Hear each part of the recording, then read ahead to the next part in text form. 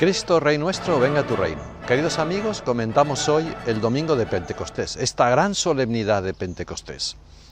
Y ello el misal nos dirá: el Espíritu del Señor llena todo el mundo, y Él, que mantiene todo unido, habla con sabiduría.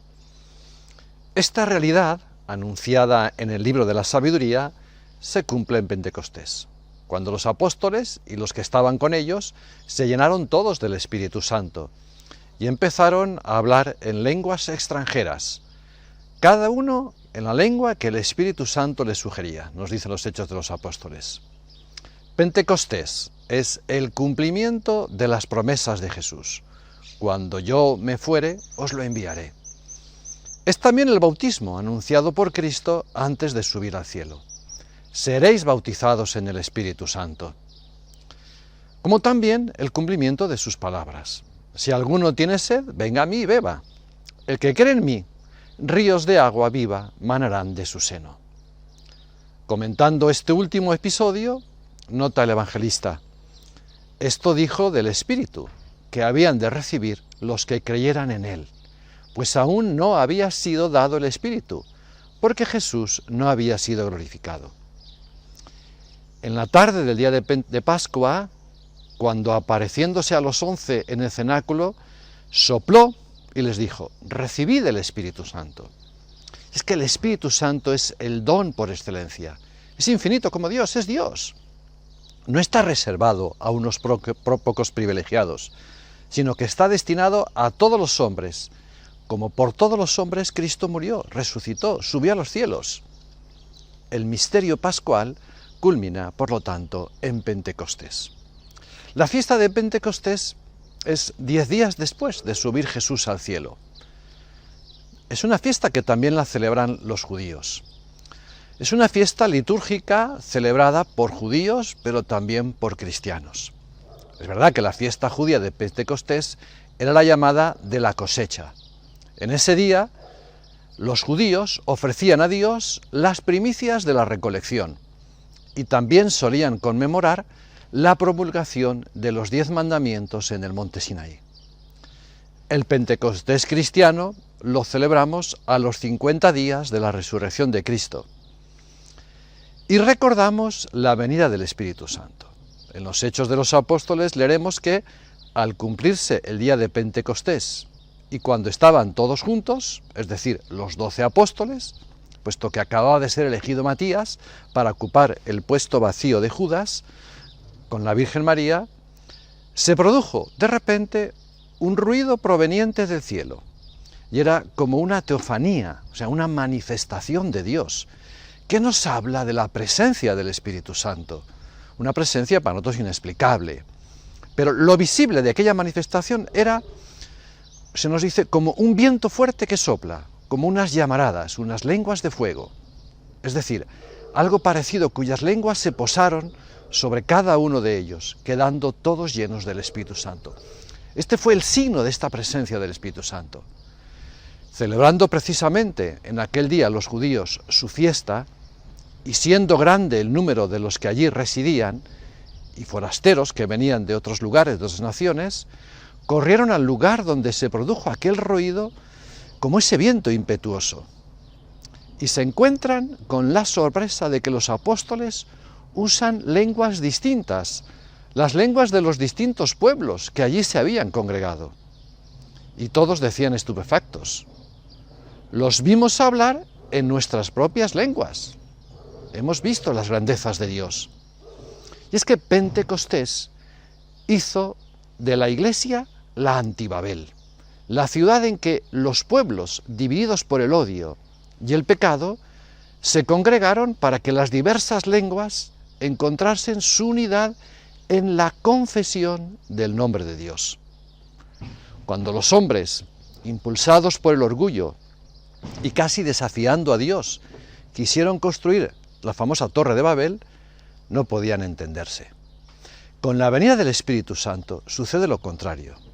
No hay confusión de lenguas, sino don de lenguas, que permitía una inteligencia recíproca entre los hombres, como nos dirá los Hechos de los Apóstoles, de cuántas naciones hay bajo el cielo. Ya no más separación, sino fusión entre las gentes, de los más diversos pueblos.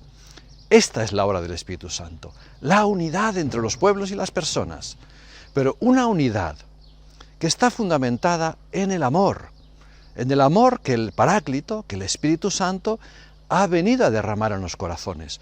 No es una unidad fundamentada en la política, es la unidad fundamentada en el Espíritu Santo. San Pablo recuerda este pensamiento en la primera carta a los Corintios. Todos nosotros hemos sido bautizados en un solo espíritu para construir un solo cuerpo. Y todos, ya judíos, ya gentiles, ya siervos, ya libres, hemos bebido del mismo espíritu. Esta obra de la unidad, comenzada en Pentecostés, está ordenada a renovar la faz de la tierra, como un día renovó el corazón de los apóstoles, rompiendo en ellos esa mentalidad todavía ligada al judaísmo, para lanzarlos a la conquista del mundo entero.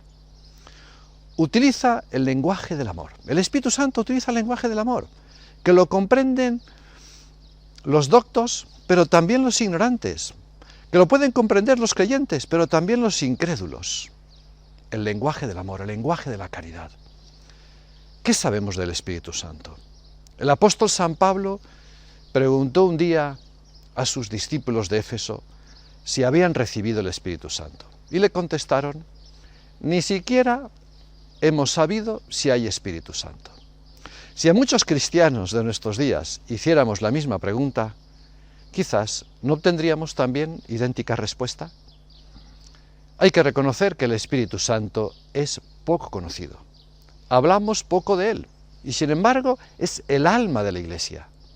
Es cierto que la Iglesia invoca al Espíritu Santo en actos importantísimos, en un cónclave, en los concilios, en las ordenaciones sacerdotales, etc.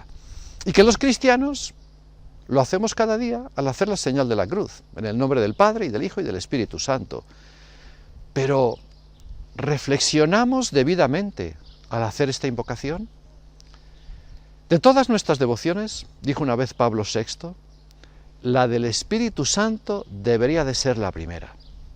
Y también dijo: la Iglesia tiene necesidad de su Pentecostés permanente, tiene necesidad de fuego en el corazón, ser templo del Espíritu Santo, es decir, de limpieza total y de vida interior.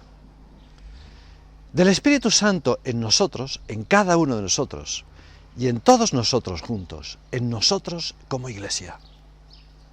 El Espíritu Santo, bien sabemos que es la tercera persona de la Santísima Trinidad, que procede del Padre y del Hijo, y que es Dios como ellos, porque conoce las cosas de Dios. Es una persona, por la fórmula trinitaria del bautismo, donde es equiparado el Espíritu Santo al Padre y al Hijo, que realmente son Dios, y porque se le atribuye las propiedades de enseñar, hablar, dar testimonio, predecir acontecimientos futuros, inspirar. El Espíritu Santo es invisible, pero ¿cómo lo conocemos? Por medio de su acción. Conozcamos la vida de los santos, conozcamos la vida de la Santísima Virgen, los prodigios que a lo largo de la historia hemos visto y seguimos viendo en la Iglesia. A pesar de todas las dificultades, los efectos del Espíritu Santo fueron y siguen siendo grandes en sus apóstoles y en los apóstoles actuales. Apóstoles que antes eran ignorantes, orgullosos, ambiciosos, cobardes, quizá llenos de defectos, quedarán iluminados. Y luego los veremos profundamente humildes, pacientes, enérgicos, valientes como un San Pedro, que se enfrenta, una vez que está lleno del Espíritu Santo, a las multitudes y les dice: varones israelitas, Jesús de Nazaret, a quien vosotros matasteis, sabed que ha resucitado, y Él es el Señor y el Mesías. Y dice el texto que aquellos que lo oyeron se compungieron y se convirtieron unas 3.000 personas. Esta es la gran obra del Espíritu Santo, que especialmente lo recibimos por los sacramentos. Y estos sacramentos, especialmente la comunión, nos da la comunión trinitaria, es la comunión con Dios, es experimentar la filiación divina, experimentar que somos hijos de Dios. Un mundo que no valora esto, desconoce lo más grande que ha recibido. es el desconocimiento de Dios. Dios es tu Padre. Y esto genera confusión en la vida. Es el Babel diario de un mundo actual, que en muchísimos ambientes está sumido en el vacío de las ideologías y en la frivolidad. Por eso, queridos amigos, pidamos al Espíritu Santo. Ven, Espíritu Santo, llena los corazones de tus fieles y enciende en ellos el fuego de tu amor. Esto es lo que tenemos que pedir realmente. Pedir que el Espíritu Santo genere el fuego del amor en nuestras vidas. Que Dios os bendiga, que la Santísima Virgen nos acompañe y todos por el reino de Cristo a la gloria de Dios.